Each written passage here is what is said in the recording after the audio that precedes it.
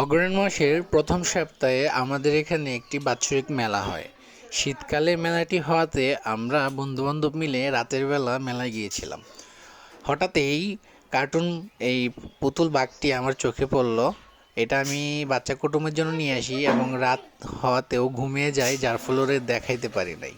সকাল হয়েছে, এখন ওর সামনে নিয়ে যাই, দেখি ওর এক্সপ্রেশনটা কি। আপনারা দেখতে থাকুন।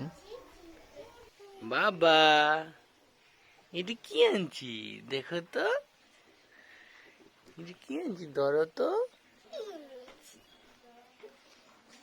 ইয়ে, এটা কি বাবা,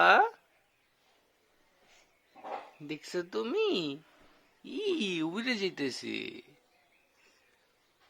এটা মুখে দেয় না। সুন্দর।